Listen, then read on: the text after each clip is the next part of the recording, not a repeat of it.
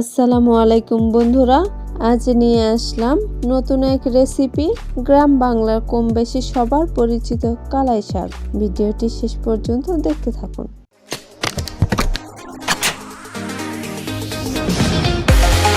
প্রথমে শাকটি আমি ভালোভাবে ধুয়ে নিয়েছি। ধুয়ে নেওয়ার পরে দেখেন কুচি কুচি করে কেটে নিতে হবে। একদম ছোট ছোট করে কেটে নেবেন। আমিও কিন্তু কেটে নিচ্ছি একদম ছোট ছোট করে, তাহলে কিন্তু ভাজিটা অনেক স্বাদ হবে আর ভালোও লাগবে। আপনারা যত মানেটুকু সম্ভব ছোট করার চেষ্টা করবেন। আমিও কিন্তু ছোট ছোট করে নিচ্ছি, আর এতে করে ভাজিটা কিন্তু ভালো হয়, স্বাদ আরও দ্বিগুণ বাড়ে। কাটার আগে কিন্তু অবশ্যই ভালোভাবে ধুয়ে নেবেন।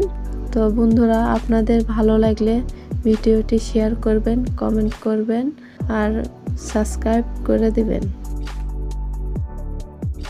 আমি এখানে সামান্য কিছু আলু নিয়েছি, এরকম ছোট ছোট টুকরো করে কেটে নেবেন। আলু এরকম ছোট ছোট করে ডোম ডোম করে কেটে নেবেন। সামান্য কয়েকটা ছিম, আর ছিম আলু কালাই শাকের সঙ্গে দিলে স্বাদটা কিন্তু দ্বিগুণ বেড়ে যায়। আমি দিচ্ছি, আপনারা দিয়ে দেখবেন, অনেক ভালো লাগবে। তারপরে সব কিছু ভালোভাবে ধুয়ে নেবেন। দেখেন এখানে আমি কাঁচামরিচ, পেঁয়াজ কুচি কেটে রেখেছি।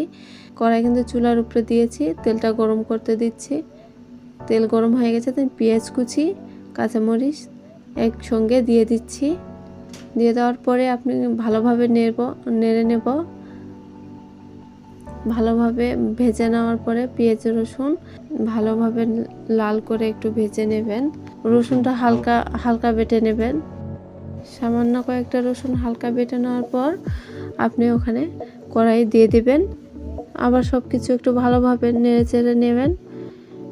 তারপর দেখেন কি সুন্দর একটা কালার আসছে, বাদামি কালার। আপনারা আরেকটু লাল লাল করে ভেজে নেবেন। দেখেন অনেক সুন্দর কিন্তু একটা কালার আসছে। আর এই শাক কিন্তু আমার অনেক পছন্দ, গ্রামে অনেকেই পছন্দ করে, সবারই কম বেশি সবারই ফেভারিট একটা শাক কালাই শাক। আর বিশেষ করে এটা আমাদের জমির শাক, আমি নিজে হাতে তুলেছি। দেখেন পেঁয়াজ কিন্তু লাল লাল করে ভেজে নেওয়ার পরে শাকটা কিন্তু ওখানে আমি দিয়ে দিচ্ছি, পুরোটাই দিয়ে দিব। তারপরে হালকা করে একটু উল্টিয়ে দিবেন, যাতে করে নিচে পুড়ে না যায়। পুরোটাই দিয়ে দিব। দেখেন আমি আলু সিম ধুয়ে রেখেছি এখানে, সেগুলো কিন্তু আমি ওখানে দিয়ে দিব। আলু সিম দিয়ে দিব।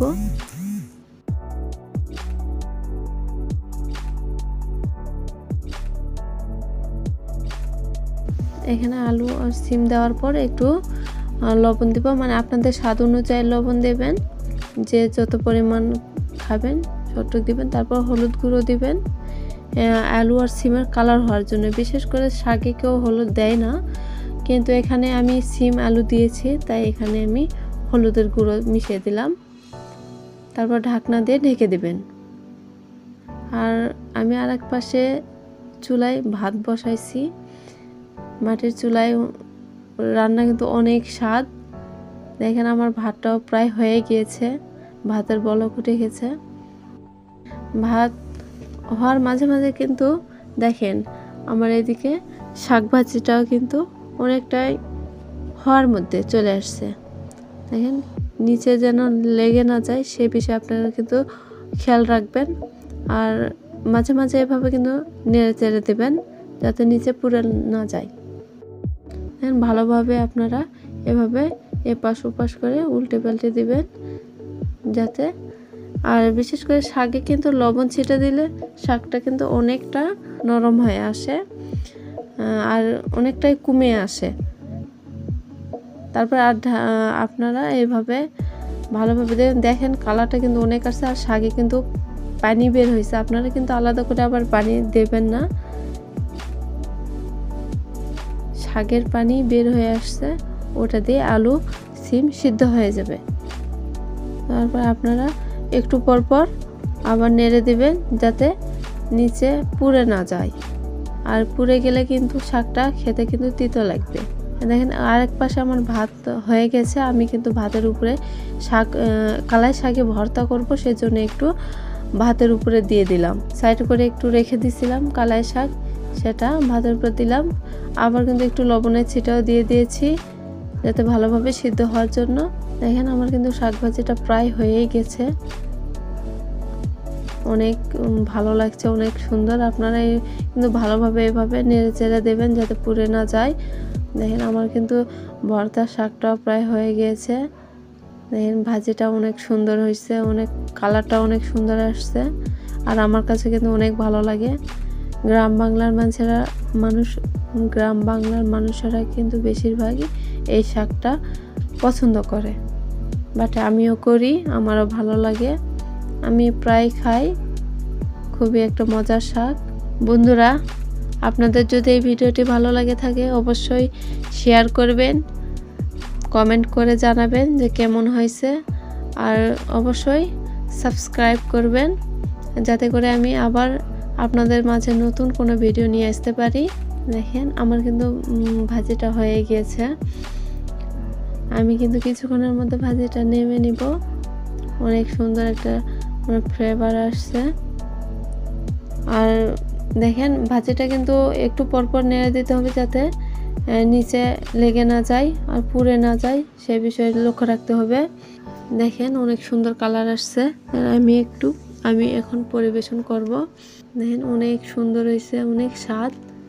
আপনারা বাসায় অবশ্যই ট্রাই করবেন, আর ট্রাই করার পরে অবশ্যই আমাকে জানাবেন যে ভিডিওটি কেমন হয়েছে।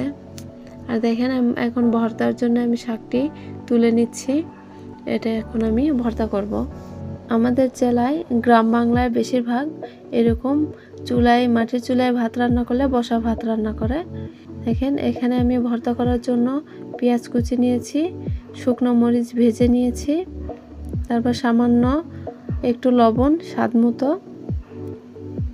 তারপরে হাত দিয়ে একটু ভেঙে নিচ্ছি, তারপরে পেঁয়াজ মরিচ দুটোই একত্র করে মিশিয়ে নেব। তারপরে একটু সরিষার তেল ভর্তা করার জন্য। দেখেন অনেক স্বাদ।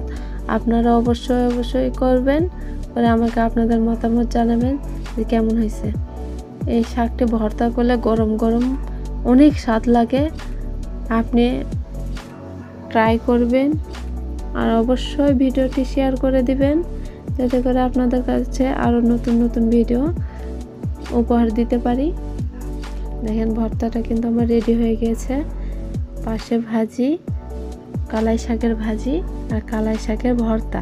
বন্ধুরা, রেসিপিটি ভালো লাগে থাকলে আপনারা অবশ্যই শেয়ার করবেন, কমেন্ট করবেন, আর অবশ্যই সাবস্ক্রাইব করে দিবেন। ধন্যবাদ বন্ধুরা, সুস্থ থাকুন, ভালো থাকুন। আসসালামু আলাইকুম।